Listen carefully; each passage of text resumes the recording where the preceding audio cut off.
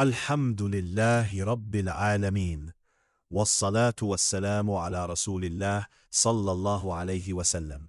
أما بعد. Dans ce passage, le cheikh Abdul Razzaq al-Badr, hafidahullah, présente la manière dont Ibn al-Qayyim, rahimahullah, classe la passion amoureuse, le ishq, en 3 catégories, et il montre comment chacune doit être gérée.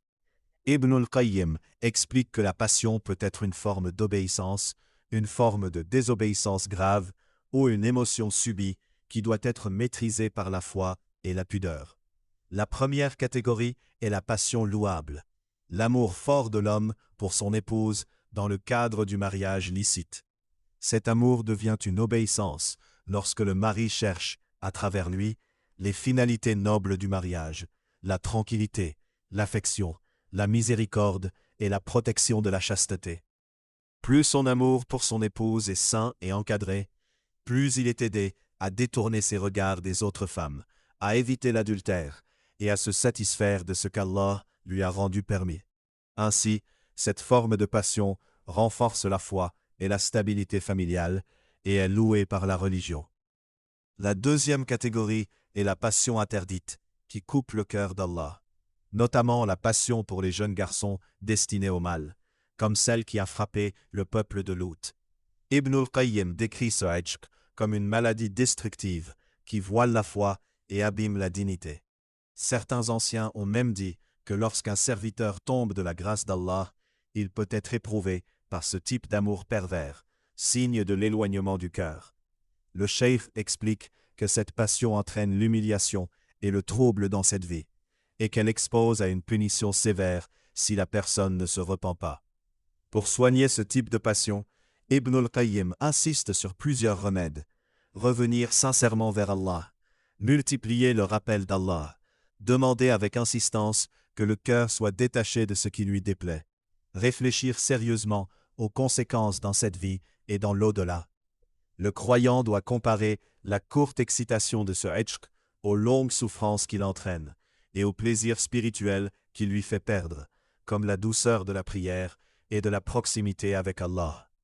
S'il se repent sincèrement, s'éloigne des causes de ce ishq et cherche de vrais moyens de purification, Allah peut lui accorder un cœur saint et une passion réorientée vers ce qui est permis.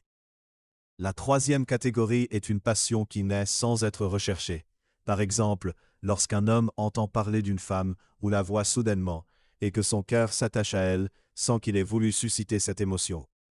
Ibn al-Qayyim explique que ce type de ishq n'est pas en lui-même un péché, car il ne relève pas d'un choix conscient. La responsabilité commence lorsque cette passion est alimentée par des regards répétés, des paroles intimes non permises, des rendez-vous cachés ou des actes qui franchissent les limites de la loi.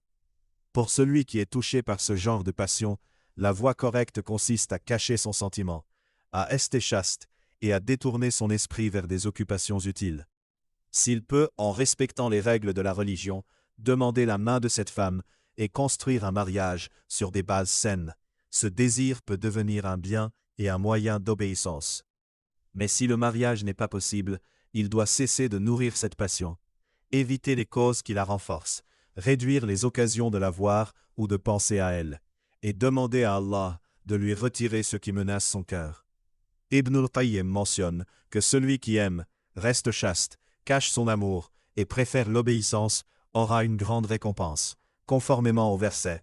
Quant à celui qui craint de comparaître devant son Seigneur et empêche son âme de suivre sa passion, le paradis sera son refuge.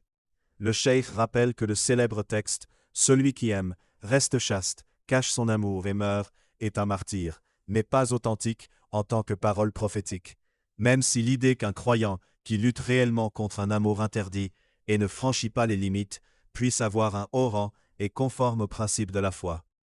L'essentiel, selon Ibn al-Qayyim, est de distinguer entre l'émotion qui survient sans qu'on la cherche et les actes qui la suivent. La première peut être une épreuve, les seconds sont soit obéissance, soit désobéissance. En conclusion, le cheikh insiste sur la règle. Si la passion rapproche le serviteur d'Allah dans le cadre du licite, elle est bonne et doit être protégée. Si elle l'éloigne d'Allah par des actes interdits, elle devient un danger qu'il faut combattre par la foi, la pudeur, la prière et le rappel de l'au-delà. Le musulman qui fait passer l'amour d'Allah avant ses désirs, qui cherche à orienter sa passion vers le mariage et à couper court aux amours interdites, transforme l'épreuve du Hajj en cause de purification et de rapprochement d'Allah.